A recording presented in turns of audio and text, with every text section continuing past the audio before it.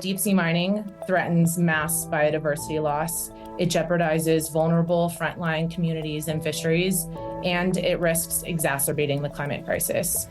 The world runs on critical minerals: nickel, cobalt, lithium, the building blocks of technology and clean energy. As the demand for renewable energy surges, so does the scramble for these vital resources. But while mining on land has long been the norm, the ocean floor is emerging as the next frontier. It's important for people to understand the interconnectedness and the science behind the deep sea so that we're able to understand the priceless nature of what we will lose if deep sea mining on an industrial scale moves forward. A competitive and largely opaque industry is booming, with China and Russia leading the charge in deep sea mining. Just because countries are investigating deep sea mining, like China, Russia, Japan, Norway, doesn't mean it's profitable. It doesn't mean it's going to work. But the United States is falling behind. And meanwhile, scientists and environmentalists are sounding the alarm about the potential ecological costs of harvesting minerals from the seabed. It's strip mining the seafloor. There's no recovery. I have seen trenches dug by warships that have impacted at 8,000 meters. Those trenches are still pristine after 80 years. There is no recovery once you strip mine the seafloor. That biodiversity is gone. What's the future of deep sea mining? Who sets the rules? And how can countries balance environmental goals with economic and geopolitical ones? There's a big disconnect with people hearing about deep sea mining and feeling any sort of connection to the deep sea, when in actuality, our very existence depends on a healthy, functioning deep sea. This is Global Insights by Network 2020. Today, the global race for critical minerals and the fight over the ocean floor. Joining us today is Julian Jackson, Vassar Seidel, and Victor Vescovo. Julian Jackson is head of Pew's Marine Environment Program, working to safeguard ocean ecosystems and regulate deep-sea mining. Vassar Seidel is president of the Oxygen Project and a global advocate for sustainability and climate action. And Victor Vescovo is founder and CEO of Caladan Capital, LLC, and renowned undersea explorer. Moderating the conversation is Courtney Doggart, president of Network 2020. I'm going to start off where I usually like to start off, which is with context. So Vassar, I'd like to start with you. Could you just get us all on the same page about deep sea mining, because this might be something new to some who are on the call, and why are people talking about it at this moment? Thank you, Courtney, and thank you for having us here and having me here and for the kind introduction. So just to get us all on the same page, it's a big task. Deep sea mining is very complex, but I'm sure you'll get a full scope after we all have a turn to speak. But at a high level, deep sea mining is the process of extracting mineral deposits, namely rare earth minerals, from the deep sea. This is an area of the ocean below 600 feet and 200 meters. The deep sea is also the biggest habitat on the planet and is believed to have one of the highest levels of biodiversity on Earth. So there's three types of deep sea mining habitats of interest. One is seamounts, hydrothermal vents, and abyssal plains. And generally speaking, there's the most interest and misconceptions around polymetallic nodule mining and abyssal plains. So I'll just speak a little bit to that. These nodules are living ecosystems in and of themselves. They've taken about 13 million years to form and are incredibly important for capturing and storing carbon in the seabed, as well as balancing trace minerals in the water column, which is crucial for the surrounding ecosystem to thrive. And an incredible discovery was made actually this July that these nodules produce something called dark oxygen, which is oxygen without photosynthesis, which previously was thought to be impossible. So this really underscores the little we know about the deep sea and its ecosystem services, but also the critical nature of the deep sea and its ecosystem services. So where is this rush and this interest to mine the deep sea coming from? The International Seabed Authority, the ISA, was created by the UN's Law of the Sea Treaty, and it has jurisdiction in over 50% of the entire Earth's surface. So do not mistake this as being a small niche topic. It actually is something that touches all of us for many different reasons, but definitely within the legal realm, which I know Julian will touch on later. And currently there are negotiations at the ISA over the exploitation regulations that will allow deep sea mining to take off on an industrial scale. And with growing prospects of monetizing our global commons, which is not new, and also private and state interests in rare earth mineral deposits, there is pressure from pro-mining interests to rush and pass these exploitation regulations. And on top of this, there's a loophole called the 2-year trigger that would allow industrial deep sea mining to begin even without regulations as soon as next year. So that's everything at a high level, and I'm sure we'll get a lot more context from Victor and Julian. Okay. Thank you, Vassar. It was a big question, but I think you hit the notes that we needed to have from the get-go. So thank you very much. Julian, following on with you, Vassar mentioned the International Seabed Authority, but if you could give us a sense of how are these deep sea mining activities being governed at the moment, and if you could go into a little bit of detail on sort of which countries are at the forefront of deep sea mining, how is the governance being shaped, and how is all of that coming together? Yeah, thanks. And thanks for having me, Courtney. Lovely to speak to everybody here. So just as a quick reminder, we're talking about the international waters. As Vassar mentioned, these are 200 nautical miles offshore at least. And at the moment, most countries or most activity is governed by exploration activities. So this is the precursor to actual mining activities. And the International Seabed Authority grants these exploration contracts. So the contractors are only allowed to carry out basic research and not the actual mining. And these are granted not to contractors, but to states, because we're in international waters. There's no way that the International Seabed Authority can directly have a legal contract with these private contractors. So they operate through states who will then give these working partnership or give the contract out to the contractors. At the moment, these exploration contracts are undertaken by a range of, and there are about 30 exploration contracts at the moment covering the 3 resources that Vassar described, but mainly the polymetallic nodules. That includes Russia, China, Japan, France, Germany, Nauru, Tonga, Belgium, Singapore, Cook Islands, and Jamaica. As I say, most of these are focused on the polymetallic nodules, but there's one from India pending for the polymetallic sulfides. The main focus on the nodules, but these exploration regs are not binding at the moment. So they're governed by guidance, which is quite strange. The other thing that's been set up is the system, the way that these license areas operate. They have a system of giving out these areas, but also setting aside some areas for reference areas or so-called protected areas. Unfortunately, these protected areas or reference zones, or APEIs, they're known, were introduced after the license areas were given out. So it's not clear that they are sufficiently representative of the areas that might be impacted. And then what's also happening is the Seabed Authority is negotiating these exploitation rules at the moment. And that's undertaken by a small subset of nation states, what's called the ISA's Council. That's 36 countries, all with slightly different interests. Many of them with mining interests are sort of agreeing these rules or not. And so you've got those that have given out the contracting, those which might have a defensive interest in mineral resources, so those who have land-based economies based on mining, subsection of developing developed states, user countries, as well as a set of countries to give geographical or global representation.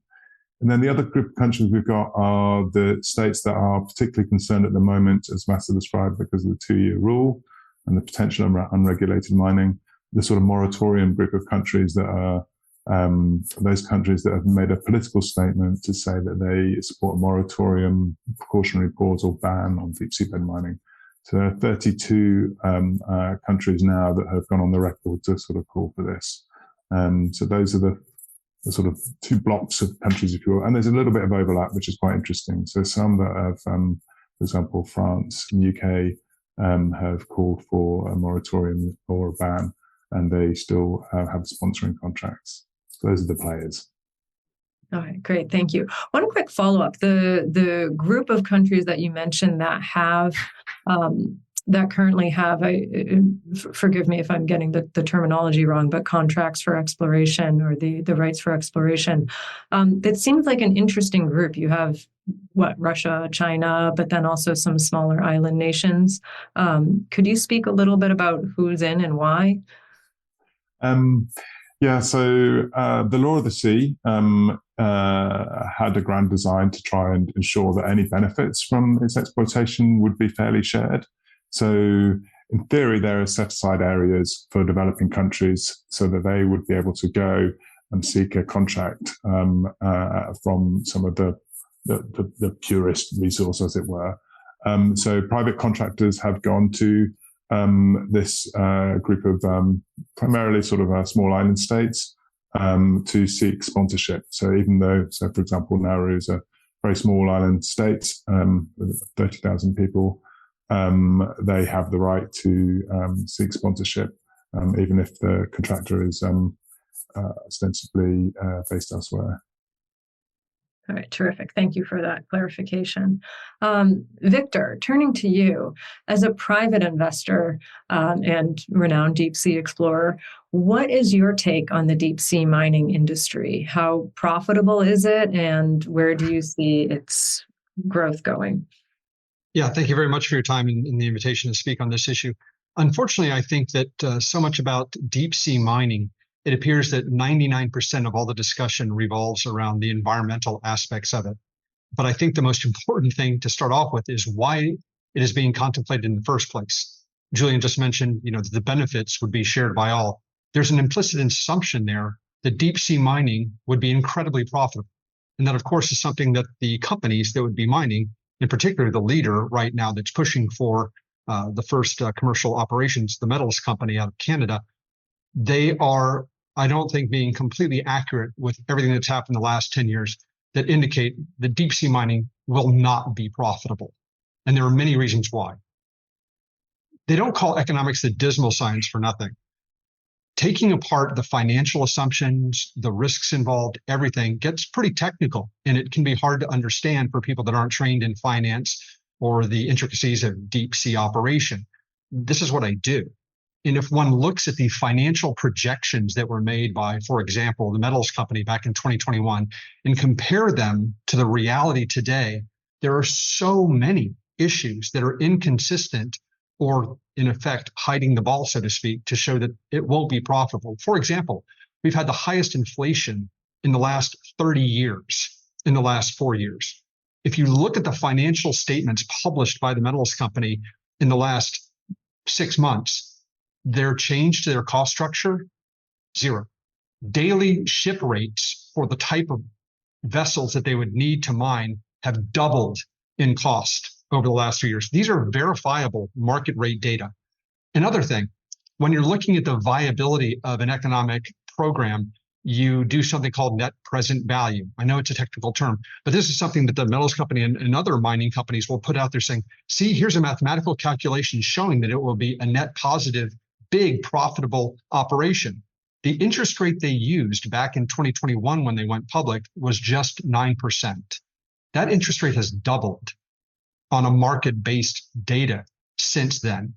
And yet those financial calculations remain completely unchanged. Those are examples of how you can play with numbers to make them say whatever you want them to say, to make people believe it will be highly profitable.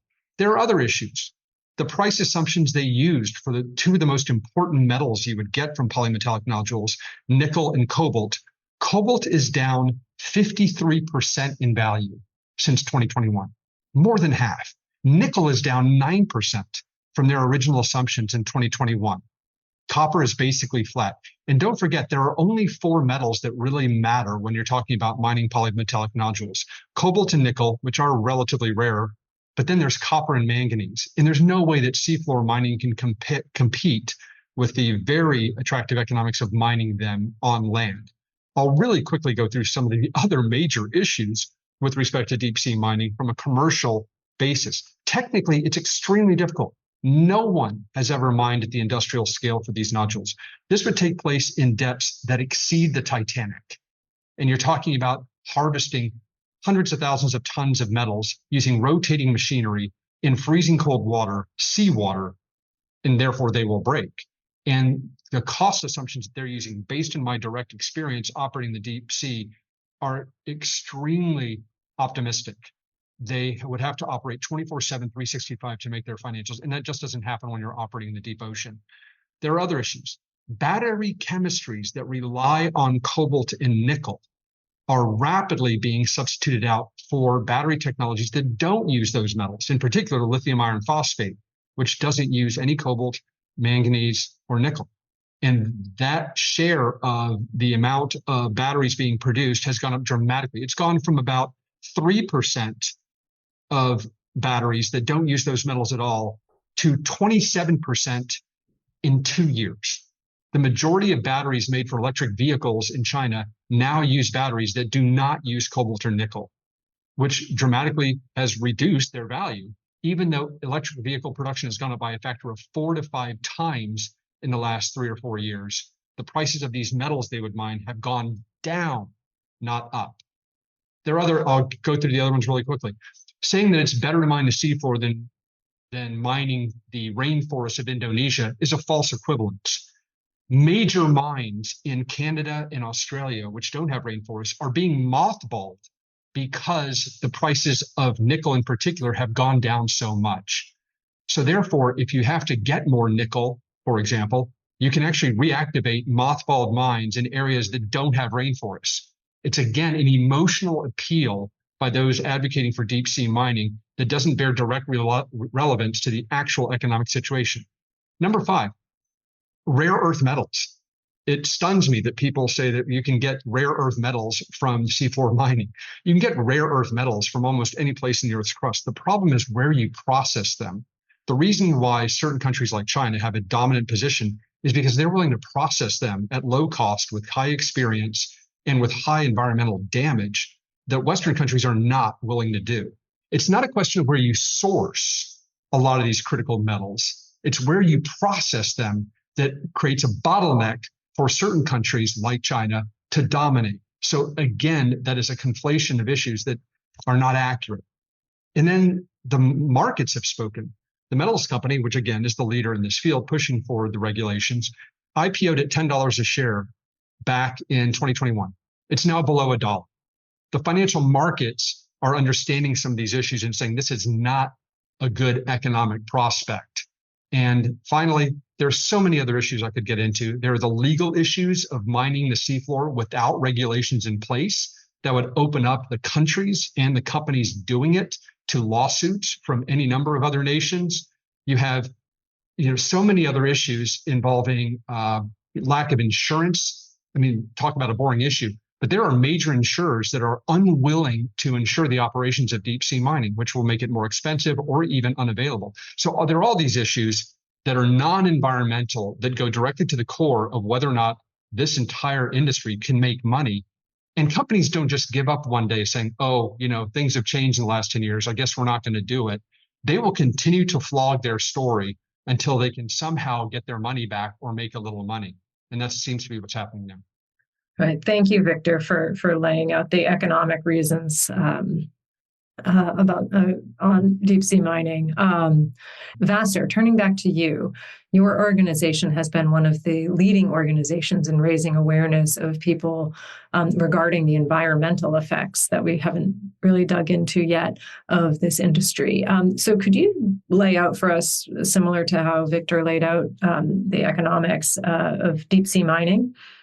Yeah, of course. And I think using the word environmental effects can be conflating, although I will get into those as well. But just unlike Victor, who is one person of a very small few that have been able to see the deep sea firsthand, and the vast majority of us will never have the opportunity to do that. And even then, so many of us haven't even seen photos or videos of the deep sea. So there's a big disconnect with people hearing about deep sea mining and feeling any sort of connection to the deep sea, when in actuality, our very existence depends on a healthy, functioning deep sea. So it's important for people to understand the interconnectedness and the science behind the deep sea, so that we're able to understand really the priceless nature of what we will lose if deep sea mining on an industrial scale moves forward.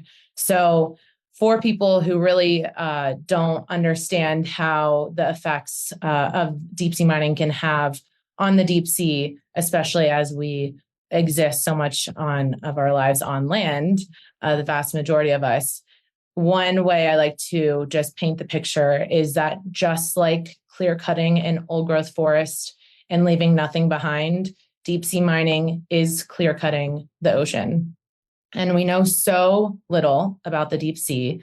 Over 99% of the seabed is unexplored. But what we do know is that biodiversity loss is guaranteed and unavoidable. Plumes stirred up at the mining site and in the water column from wastewater being dumped into the ocean from the mining vessel are projected to impact 4 to 5 times the area mined. And this is a scale that is massive and unprecedented in mining. The effects will be felt throughout the water column, threatening whales and other deep diving creatures alongside creatures at the mining site, with impacts like toxic metals that are introduced from the plumes from the vessel and also at the mining site, and light pollution and noise pollution that will seriously disrupt and even harm wildlife. And ultimately, we rely, like I mentioned, on a functioning ocean for survival. The ocean is sequestering about 25% of the carbon dioxide emissions and absorbs over 90% of the planet's rising heat. And as a result, we're already seeing symptoms of the ocean's health decline with increased acidification, ocean deoxygenation, and mass biodiversity loss. And at a time where about 150 species goes extinct every day, deep sea mining threatens mass biodiversity loss. It jeopardizes vulnerable frontline communities and fisheries, and it risks exacerbating the climate crisis. Studies have shown even after small-scale experimental deep sea mining, carbon cycling has not recovered after 26 years. So we believe that it won't recover on human timescales. And really, I leave people with a question: isn't disrupting ancient carbon sinks exactly what's causing the climate crisis in the first place? So this is why I'm doing this work, and it's because we have the deep sea to thank for creating this planet that's habitable to humanity and life, and choosing to steward and protect the deep sea for its priceless ecosystem services is an opportunity for countries to back up their climate, nature, and biodiversity commitments, and really for humanity to take our polycrisis seriously. Thank you. Victor, turning back to you. One thing that I found very interesting about your work is that as a deep sea explorer, you yourself, I think, overtook the engineering of new vehicles and mapping of parts of the Earth that are unexplored. And so I think you have a real interesting understanding of the technology, this kind of pioneering engineering and science that almost typically falls under the domain of NASA. So I'd love if you could just talk a little bit about the technology that is needed for deep sea mining and who is currently developing the technology? Is it private industry? Is it US or other governments? And why does it seem that the ocean seems almost different from space in terms of who's doing that research and development? The number one takeaway anyone should get from exploration of the deep ocean is that it's really hard. It is one of the most hostile environments on the planet, particularly when you get really deep. So the point is that it is private companies that are developing the technologies to mine the seafloor. And what they basically use are very large industrial-sized vacuum cleaners to effectively, and I'm not being, this is accurate, it's strip mining the seafloor. To go to Vassar's point, there's no recovery. In fact, she mentioned 26 years later that there's no recovery. I have seen trenches dug by warships that have impacted at 8,000 meters. Those trenches are still pristine after 80 years. No recovery. In fact, I co-authored a scientific paper about that fact. So there is no recovery once you strip mine the seafloor. That biodiversity is gone, eradicated. We didn't even know it was there or had studied it. So back to the technology. Many people say, oh, well, we've been extracting oil and gas from the deep ocean seafloor for decades. It shouldn't be that different. It is. Oil is under thousands of pounds per square inch of pressure. It wants to come up. Tons and tons of metal do not. So you have to build these risers that actually raise them up. And companies like the metals company will actually point out, oh, well, we just did a trial. We raised 3,000 tons from the Clarion zone. And yeah, it works. Great. 3,000 tons, that's nothing compared to what they are contemplating doing. They are contemplating raising 2 orders of magnitude more than that on a regular basis with industrial machinery operating at 4,000 to 5,000 pounds per square inch on every single square inch of their equipment, with no humans able to maintain the equipment at depth in freezing salt water. And if it breaks down, you have to lift that entire mechanism all the way back onto the ship, fix it, take it back down. The sheer scale of what they're contemplating doing is extraordinary, and therefore it requires an enormous amount of cost. They will require literally billions of dollars in order to undertake this industry. And by comparison, if you do the math, which no one ever seems to want to do, you could buy 2 years of cobalt supply for the United States at market prices for less than 500 million. It is cheaper to buy and stockpile metals than it is to actually go into the sea and try and mine them from the seafloor. That's the math. But companies want to do what they set out to do so they can provide theoretical value to their shareholders and make money for themselves. Many of the executives at the metals company, for example, make over $1 to $2 million per year, and they've been doing that for many years. So the issue for the industry is that, again, they don't just stop doing what they intended on doing when technology, economics, regulations change significantly. They will keep going until they run out of money.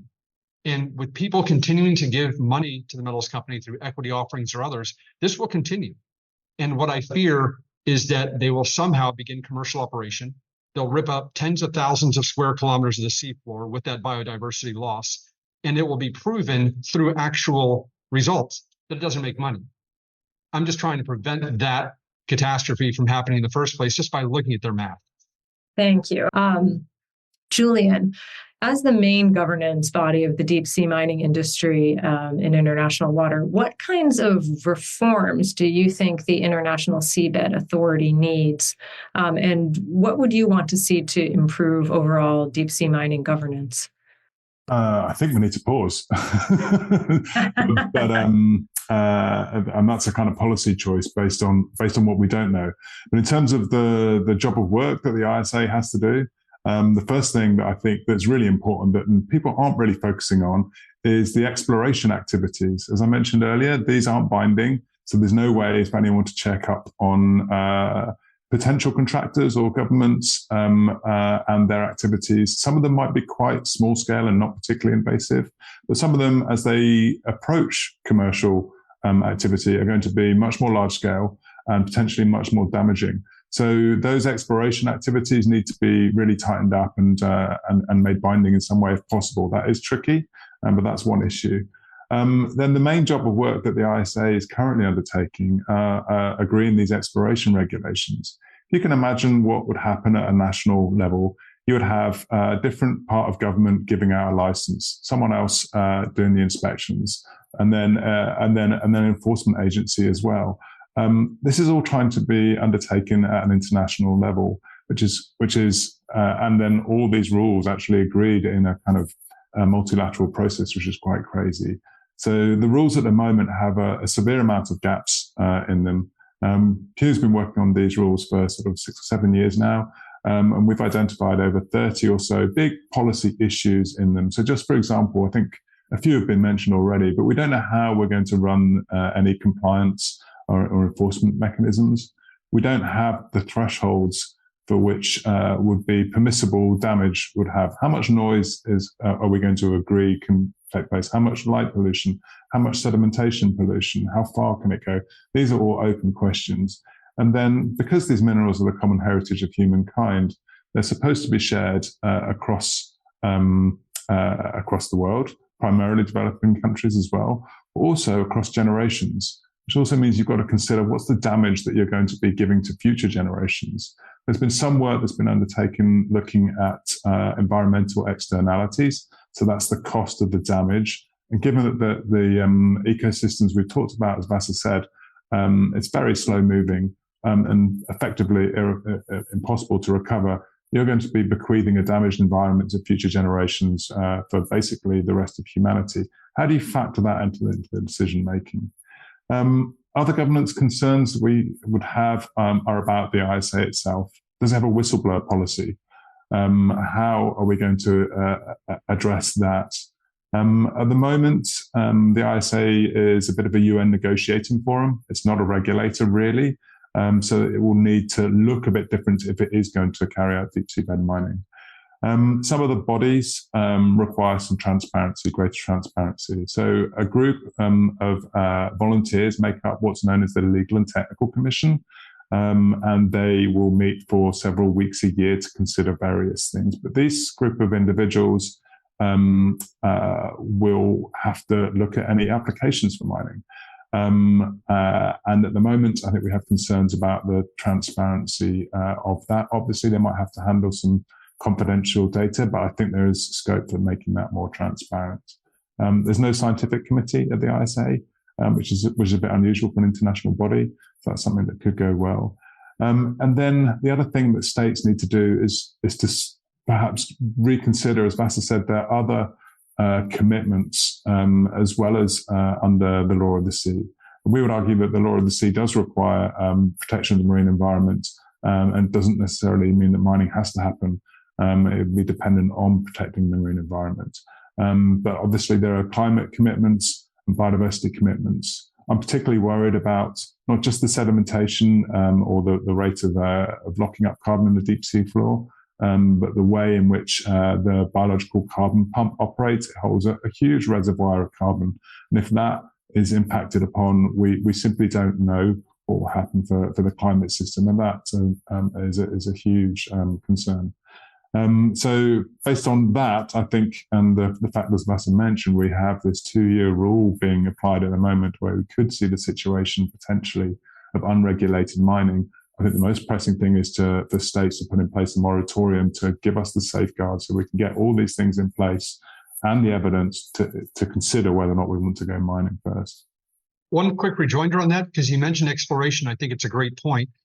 Just because countries are investigating deep sea mining, like China, Russia, Japan, Norway, doesn't mean it's profitable. It doesn't mean it's going to work. And so I think lately there's been a lot of red flag waving going, oh my gosh, India, China, Russia, they're getting into deep sea mining. We better do it too. That's not the case. And polymetallic nodules have been around in us knowing about them since the 1970s. If they were incredibly profitable or strategic to mine, these countries that can direct resources into them would have done so long before now. They don't, because it's extremely expensive and not really worth it, because you can get them on land so much easier. Yeah. But did you want to respond to that, Julian? Yeah. Well, just in addition to that one, in that I mentioned that there are certain countries that are both a sponsoring state and also calling for a pause or a ban. And France in particular, as I understand it, has now redirected their exploration work, not really to be focused on mining, but actually trying to understand the deep seabed. So that's one positive that can come out of it. And perhaps we look at the way in which the ISA can operate in the future. It could be a vehicle for science, but obviously private money needs to come in behind that. But government money for research could be a way of developing or evolving the ISA. Thank you. In a sort of lightning round, final wrap up in our minute remaining, what is, and I'll start with you, Vassar. What is the one thing that you most would want to see happen next? So is there sort of a milestone that you have in your mind that is an important date to fix on, or event to have happen or not happen? I'm in the hot seat. So I would say, we look towards the next ISA meeting in March and then in July. And we're kind of, in a way, awaiting Nauru and the metals company to submit for their license. So I would really like to see when and if, let's say if that happens, the council to not accept that application. Thank you. Julian, what about you? Thank you. We're dealing with international waters, and we're dealing with something that concerns the common heritage of humankind. I want more attention on the ISA. I think all these issues are bringing it to bear. That also means that governments have to listen to their citizens on this. So I want governments to consult on their policies on the ISA. All the issues we've talked about, it seems to be happening in this strange organisation in Kingston, and actually not much consultation happens at a national level. I think the public needs to be aware. It's covering a huge amount of the planet and is really important. So that's my wish, my closing wish. The geographic scope of their mandate is pretty actually mind-boggling. Victor, final word. Yeah, I would say that people should not be lazy when they're thinking about doing very large projects that could be potentially environmentally damaging. Don't believe the shiny hype about batteries in a rock on the seafloor. It's just picking things up from the seafloor at 5,000 meters, and that this will solve so many problems and make billions and billions of dollars. Do the math. Question the assumptions, financial assumptions, technical, even legal, about those proposing deep sea mining, and see what's changed in the last 5 years. Deep sea mining is a solution to a problem that may have existed 10 or 15 years ago, but it is not the solution for what we face in 5 to 10 years. But companies die hard, and they don't die until people realize the assumptions that they're operating under are not correct. All right. On that note, thank you, the three of you. This was fascinating. I learned a ton. I imagine everyone else did too. Really appreciate the work that all of you are doing. It was a real pleasure to spend time with you. Thank you very much. Thanks. Bye. Thank you. Bye-bye. Thank you so much. Thank you for joining us on this episode of Global Insights. You can subscribe to Global Insights on Apple Podcasts, Spotify, or wherever you get your audio. For more analysis, events, and ways to connect with our community, click on the link in the description.